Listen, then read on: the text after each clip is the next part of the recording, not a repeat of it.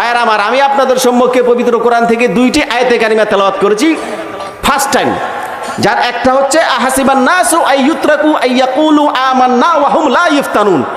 এটা হচ্ছে পবিত্র কোরআনের 29 নম্বর সূরা। কয় নাম্বার? আরো জোরে। 29 নম্বর সূরা। এই 29 নম্বর সূরার নাম হচ্ছে সূরাতুল আনকাবুত।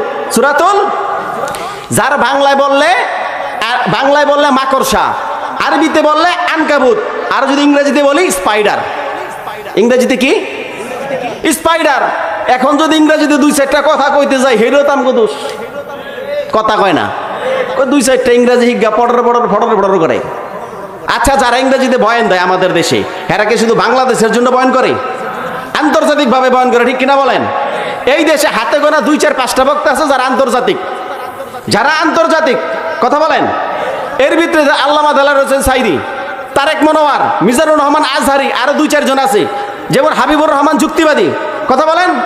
এরা আন্তর্জাতিক বক্তা, এরা আন্তর্জাতিকভাবে বয়ান করছে, কিন্তু আমরা তো অনেক যে না হেই লগে নামের লগে আন্তর্জাতিক বক্তা বানা ফেলাই, ঠিক কিনা? এটা বক্তাদের দোষ না, শ্রোতা যারা আমরা উইলিংলি ইচ্ছাকৃতভাবে একদম টাইটেল সমানে দিতেই থাকি, কি কন? ঠিক কিনা বলেন? এখন ইংরেজিতে বলতে গেল 2-4টা কথা বলতে গেলে আমাকে দোষ, 2-4টা ফটো ইংরেজি করে, কিন্তু আরো যে কেউ হিন্দিতে উর্দুতে শের কয়, আমরা কি বিরোধিতা করি? যেমন এক বক্তা বলতেছে, জব মে কহতা হুঁ, এটা কি ইংরেজি না বাংলা? কথা কয় না। আয় আল্লাহ মেরে হাল দেখ, जब मैं कहता हूँ ये आए अल्लाह मेरे हाल देख, तो हुक्म होता है तेरा नामाए आमाल देख। যখন আমি আল্লাহকে ফরিয়াদ করি, আল্লাহ গো, ও আল্লাহ, তুমি কি আমার দুঃখ দেখো না? তুমি কি আমার কষ্ট দেখো না? যারা তোমারে ডাকে না, তোমারে বলায় না, কাফের মুশরিক কত সুখে, কত শান্তি, কত আনন্দিত। আমি তো নামাজ রোজা করি, তোমারে ইবাদত করি, তোমারে বলাই, তবু আমার দুঃখ কেন তুমি কি দেখো না? তো হুকুম হোতা হ্যায় তেরা নামায়ে আমাল দেখ। আল্লাহ ডেকে বলে, বান্দা আমি তোর দুঃখ কি দেখবো, একবার তুই তোর আমল নামা দেখ। তুই নিজের নামাজি দাবি করস, ইমানদার দাবি করস, তুই হিন্দিতে, উর্দুতে, বাংলায় ওয়াজ করস, আরেকজন যদি ইংরেজিতে ওয়াজ করে, তুই হের বিরুদ্ধে বিষোদ্গার করস। জোরে বলেন ঠিক কিনা?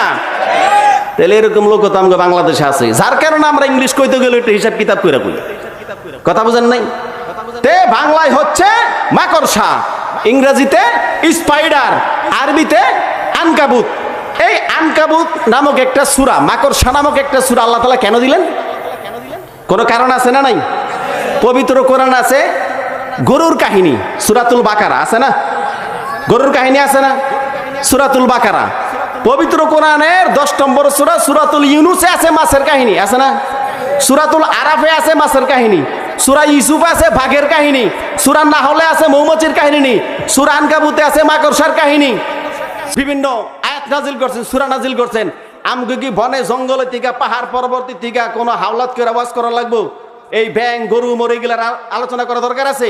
পবিত্র কোরআনেই তো আছে এই সমস্ত প্রাণীর নাম, যেই প্রাণীগুলোর নাম আল্লাহ তাআলা পবিত্র কোরআনে দিছে, আমরা তো সেইখান থেকে আলোচনা করতে পারি। জোরে বলেন ঠিক কিনা? বাঘের কাহিনী আমগো অন্যহান্দা হাওলাত করা দরকার নাই, মাছের কাহিনী অন্যহান্দা হাওলাত করা দরকার নাই, বেগুনের কাহিনী অন্যহান্দা হাওলাত করা দরকার নাই। পবিত্র কোরআনের ভিতরে ডুব দিলে এই কোরআনের ভিতরে যেই রত্ন লুকিয়ে আছে, সেগুলোই তো ওয়াজ করে কিয়ামত পর্যন্ত শেষ করতে পারুন না, তাহলে অন্যহান্দা আনা তো দরকার নাই। জোরে বলেন ঠিক কিনা?